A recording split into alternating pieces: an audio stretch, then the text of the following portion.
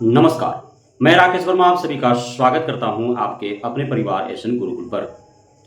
बिहार में तमाम विभागों में भर्तियां चल रही है, चाहे वह शिक्षा विभाग हो, वन विभाग हो, कृषि विभाग हो या अन्य कई विभागों में बीपीएससी आयोग के द्वारा तो अन्य प्राधिकार के द्वारा लगातार बहाली प्रक्रियाएं चल रही हैं। जहां तक शिक्षा विभाग की बात है तो शिक्षा विभाग में वर्तमान में हेड टीचर की भर्ती, हेडमास्टर की भर्ती एवं अध्यापकों की भर्ती प्रक्रिया लंबित है।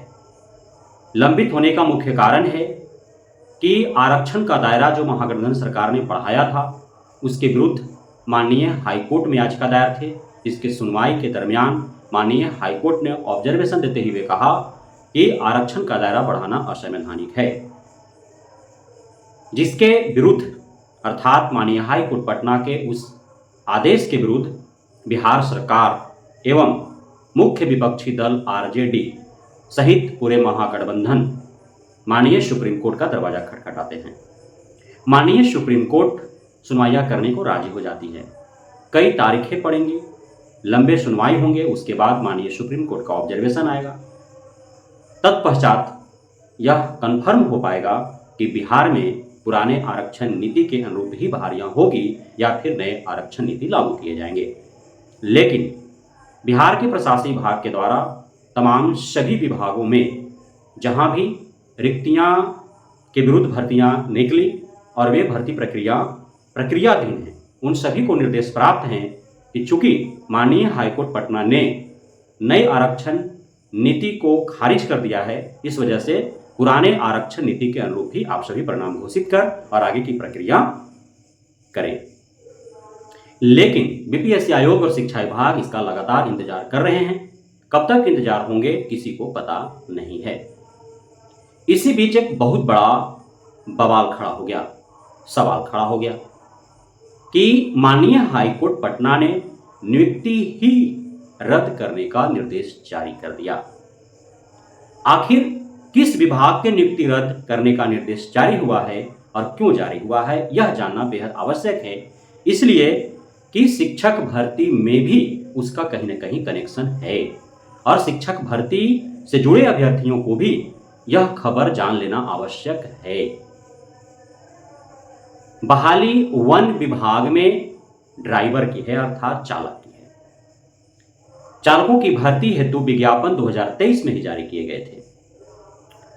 अब चूंकि आप सभी को ज्ञात है कि प्रत्येक विभागों में वर्षों से सरकार के द्वारा एक नई प्रथा लागू की गई है भर्ती हेतु, और उसे संविदा पर भर्ती कहा जाता है। संविदा पर भर्ती करने से सरकार को काफी अत्यधिक आर्थिक लाभ पहुंचते हैं। कभी भी वह निकाल सकता है उन कर्मियों को, कभी भी नए कर्मियों को बहाल कर सकता है, कार्य के अनुरूप कर्मी को घटा और बढ़ा सकता है। वेतन भत्ते भी सरकारी कर्मी के अनुरूप नहीं देने पड़ते हैं, बहुत सस्ते में संविदा पर कर्मी उपलब्ध हो जाते हैं और काम उसको वही हो जाता है जो सरकारी कर्मी करते हैं। साथ ही कोई पेंशन नहीं, कोई रिटायरमेंट देने की उसमें प्रावधान नहीं होता है।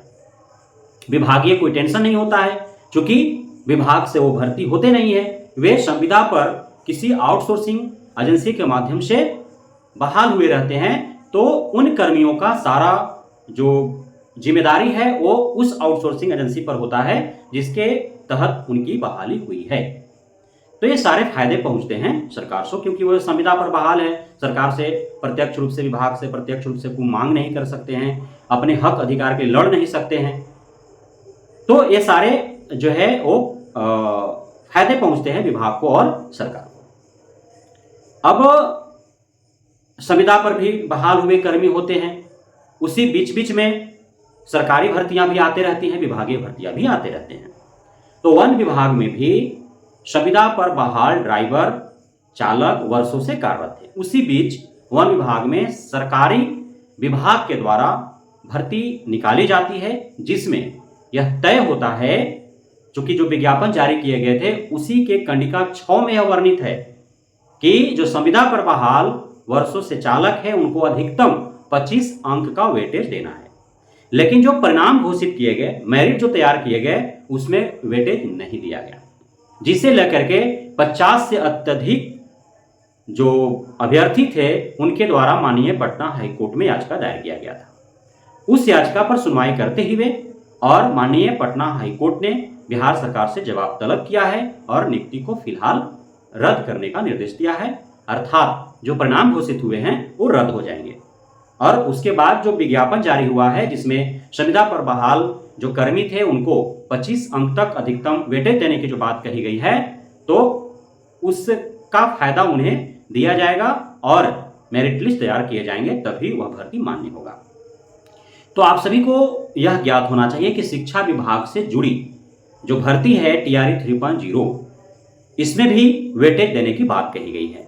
TRE 1 और 2 में संविदा पर बहाल जो भी शिक्षक थे, खास करके अतिथि शिक्षकों को लेकर के, तो उन्हें वेटेज नहीं दिए गए, जबकि यह न्याय संगत नहीं था उनके साथ। संविदा पर बहाल वे थे तो उनको वेटेज दिया जाना चाहिए था, लेकिन नहीं दिया गया।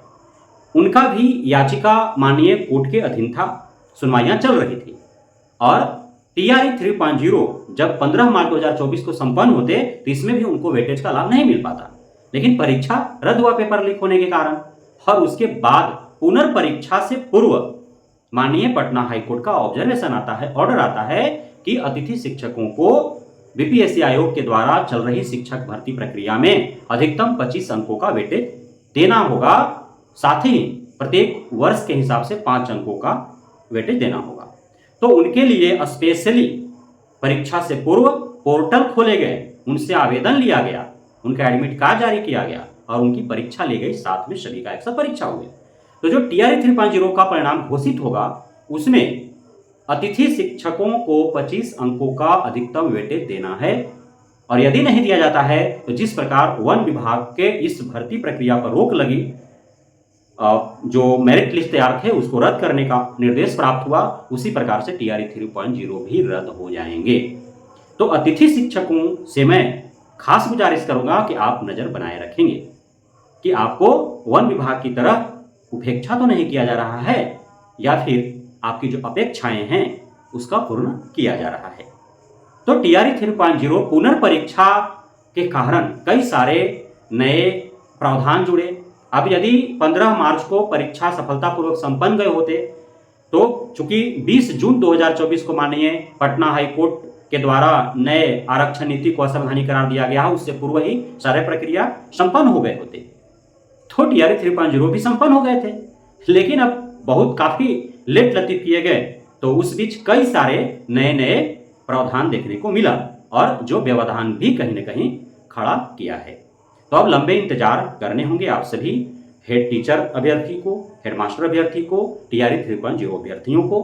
कब परिणाम आएंगे कोई तय नहीं है, किसी का भी अनुमान लग पाना मुश्किल सा दिख रहा है। BPSC आयोग के न चेयरमैन को पता है और न ही शिक्षा विभाग के अपर मुख्य सचिव को पता है और न ही बिहार के शिक्षा मंत्री को पता है कि कब रिजल्ट घोषित होंगे। तो आप बेसब्री से इंतजार करें एवं अन्य भर्तियों में भी आप अपना भाग आजमाइश करते रहें। बहुत बहुत धन्यवाद आप सभी साथियों का हमारे साथ जुड़े रहने के लिए, बने रहने के लिए, इतना प्यार देने के लिए, हमें भरोसा बनाए रखने के लिए।